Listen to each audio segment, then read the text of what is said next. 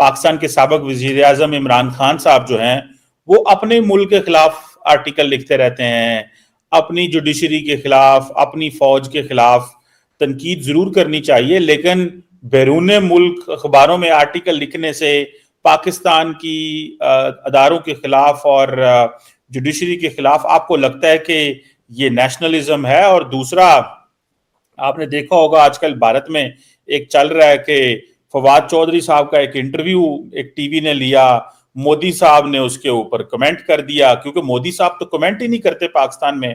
तो मेरा तो असेसमेंट इसमें यह थी कि ये टीवी ने बेसिकली एक ट्रैप था फवाद चौधरी के लिए, और फवाद चौधरी क्योंकि एक एंटी इंडिया हॉक भी हैं, वो बोलते भी हैं, तो उन्होंने सोचा होगा एक ऐसा बंदा पकड़ो जो थोड़ा मोदी साहब के खिलाफ बोले, और मोदी साहब ने फिर उस पर कमेंट कर दिया। मजे की बात तारसक ये भी है कि मोदी साहब तो पाकिस्तान का नाम ही नहीं लेते थे इलेक्शनों से पहले, वो तो कहते थे मैं इग्नोर करूंगा, हम तो नाम भी नहीं लेना एक मुल्क का। तो ये क्या हुआ कि आहिस्ता आहिस्ता पाकिस्तान जो है वो इंडियन इलेक्शंस के अंदर आना शुरू हो गया। इवन के मोदी साहब ने कहा कि जो पाकिस्तानी लीडर है वो चाहते हैं जो है कांग्रेस पार्टी जीते। तार साहब, आप कैसे देखते हैं ये? एक तो हम अपने लोगों ने हमने अपने खिलाफ ही जंग शुरू की हुई, और आपको पता है ना मोदी साहब ने कल कहा है कि अब डॉसियर नहीं हम भेजेंगे, हम घुस के मारेंगे, ये एक नया इंडिया है।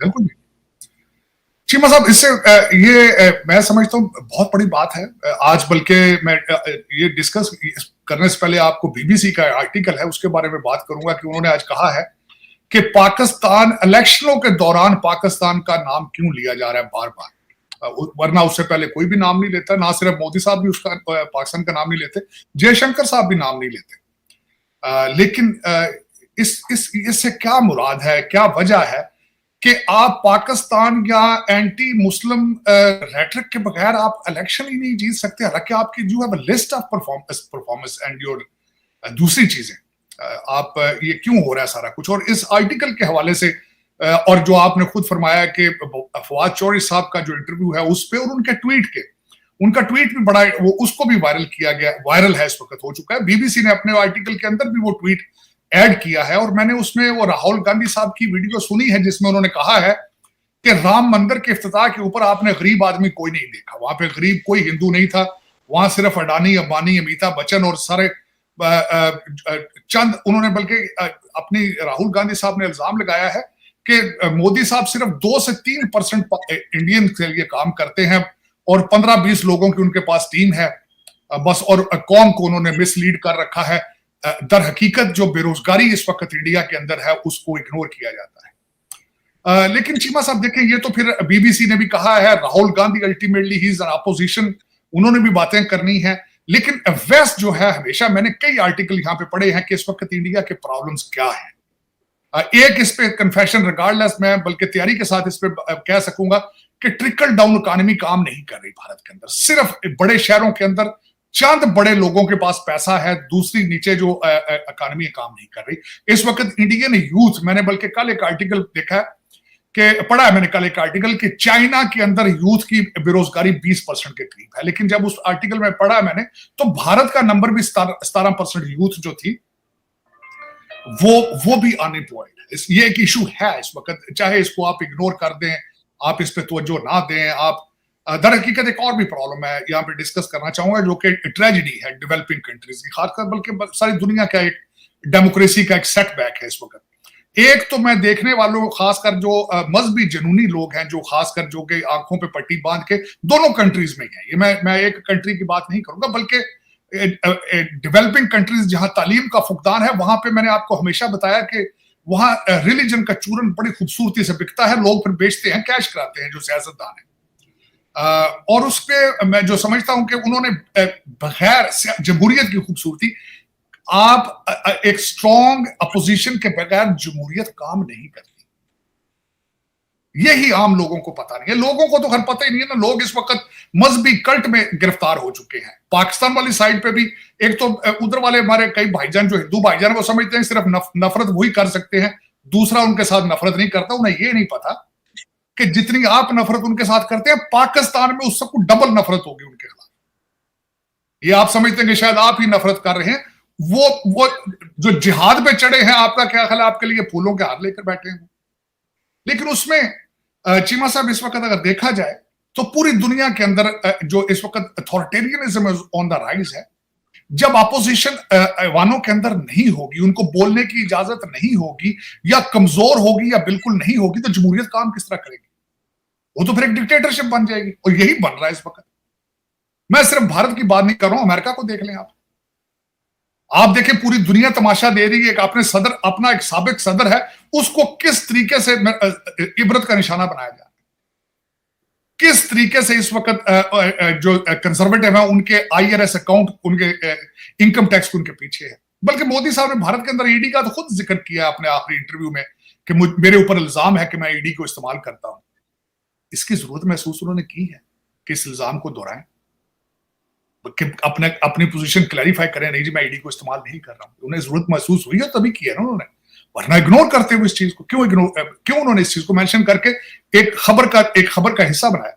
लेकिन चीमा साहब, मैं समझता हूं इस वक्त दुनिया के अंदर वाकई, बल्कि इलान मस्क जो कि मैं समझता हूं is a very serious gentleman, वो बच्चा नहीं है, इस one of the richest person है। उसका ट्वीट है आज से 15 दिन पहले, 20 दिन पहले, कि authoritarianism of the rise, democracy is done, it's over, fair election is not, it's a fiction now. Fair election तो हो ही नहीं सकते, किस तरह होंगे फेयर इलेक्शन? पॉसिबल ही नहीं। जब मशीनरी आपके हाथ में होती है, आप अपनी मर्जी के साथ ट्विस्ट करते हैं। लेकिन जमहूरियत, मैं समझता हूं कि बिल्कुल अमेरिका में भी यही हालात है, और जहां जहां भी इलेक्शन है, मेरा ख्याल फेयर इलेक्शन तो हो ही नहीं रहे इस वक्त। अच्छा, उसमें सबसे बड़ा एक हिस्सा अगर देखा जाए तो मीडिया का है। आप देखें, जर्नलिज्म खत्म हो चुका है, सिर्फ मीडिया एंटरप्राइज है। क्या जमहूरियत बगैर जर्नलिज्म के चल सकती है? सवाल ही नहीं पैदा होता। जितना आपके लिए opposition, healthy opposition, constructive opposition, और उसके बाद हेल्दी जर्नलिज्म के बगैर जमहूरियत आगे चल ही नहीं सकती, बढ़ ही नहीं सकती। चाहे आप 100 साल पीछे चले जाएं, अमेरिका की अब हिस्ट्री देख लें, 1776 जब आजाद हुआ था, तब भी वो थॉमस जेफरसन अपना न्यूज़पेपर निकालते थे, जेफरसोनियन उनका नाम था उन चीजों का। You cannot move forward without criticism. आपके अंदर ताकत होनी चाहिए क्रिटिसिज्म को सुनने की, वरना ये मजहबी कल्ट है। इधर भी देखे ना, हमारे मुर्शद बन चुके हैं, एक सियासी आदमी इधर मुर्शद बन चुका है पाकिस्तान के अंदर, उसके गेट को चूमा जा रहा है, मुर्शद हो रही है वहां पे। इसी तरह दूसरी दुनिया के अंदर भी यही हालात है। जरा को आप क्रिटिसिज्म करते जाएं, बहुत पता नहीं लोग सुनने के सलाहियत नहीं रखते लोग। मेरा मकसद है, एक तो खैर तालीम का फुकदान है, जो पढ़े लिखे लोग हैं वो तो समझते हैं कि how the society work, what is judiciary, what is the role of journalism, what is legislation, how the executive supposed to behave. लेकिन मेरा ख्याल में इस वक्त अथॉरिटेरियनिज्म इज ऑन राइज, और हर जगह पे जमहूरियत नीचे जा रही है, इसमें कोई शक नहीं है, तो बिल्कुल इसमें। लेकिन मैं हैरान हूं इस बात का कि फवाद चौधरी साहब का वो जो, चाहे वो इंटरव्यू में ट्रैप हुए हैं, चाहे उन्होंने ट्वीट किया है, लेकिन इतने हाई लेवल के ऊपर, मेरा मकसद है उसको मेंशन किया गया, the sitting prime minister of India has taken the notice of the tweet और interview of Fawad Chaudhry. That's a big achievement for Fawad Chaudhry. मैं ये समझूंगा इसका। और दूसरा, इसके ऊपर मैं दो ओपिनियन देना चाह रहा था। ये तो मैंने एक साइड की आपको बताया कि बीबीसी ने ये कहा है, मोदी साहब ने ये कहा है, कांग्रेस ने क्या कहा है इसके ऊपर, उनका भी अपना बयानिया सुनने वाले। उन्होंने बिल्कुल इसके ऊपर ये कहा है कि ये दर हकीकत नवाज शरीफ साहब के मशवरे से सारा कुछ हुआ है, ये जानबूझ के जवाब पैदा किया गया है कि जलसे में मेंशन किया जाए कि पाकिस्तान जो है they are in love with Congress. ये कांग्रेस वाले कहते हैं this is the scheme against us. This is, they are using Fawad Chaudhry's tweet and interview just to mention, to tell their people कि look at this, the Pakistan want Congress, so don't vote for Congress.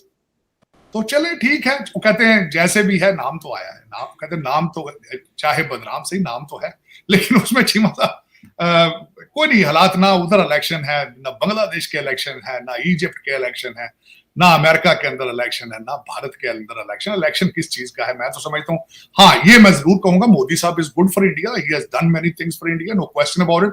और दूसरा, जहां पे collision governments बनती है वहां पे तरक्की नहीं होती, जिसका दर हकीकत मतलब यही है कि सिंसियर डिक्टेटरशिप हो तो मुल्क आगे बढ़ते हैं, जिस तरह चाइना मॉडल है। देखे ना, चाइना मॉडल की तरक्की का सीक्रेट ये है कि वहां पे अपोजिशन ही कोई नहीं, जो अपोजिशन करता है उठा के ले जाते हैं उसको। इस वक्त देखें ना, 2-4 चीजें हैं, अपना राहुल गांधी साहब इलेक्शन लड़ रहे हैं बरेली से, और अमेठी से प्रियंका गांधी, और अपने बेचारे अपनी सीटें भी लड़ने के काबिल नहीं है, जो हालात वहां पे चल रहे हैं। मैं ज्यादातर बातें तो नहीं करना चाहता कि इस वक्त ईडी क्या कर रही है भारत के अंदर, इस तरीके से क्या हो रहा है, लेकिन हर जगह पे दुनिया में ऐसे हो रहा है, सिर्फ भारत के अंदर ही नहीं हो रहा है। अगर इस वक्त देखा जाए जमहूरियत डन, इस ओवर गेम, इस गेम खत्म। उसकी वजह यह है कि इसको रिफॉर्म हमने नहीं किया, हमने तवज्जो इस पे नहीं दी फिर। और दूसरा, सोशल मीडिया ने इसके ऊपर एक जलती पे तेल का काम किया है। वो आपको ओपिनियन बनाता है, आपके टीवी चैनल जो है वो सारे करप्ट लोग इनके मालिक हैं टीवी चैनल्स के, वो आपके वोटर्स के माइंड बनाते हैं।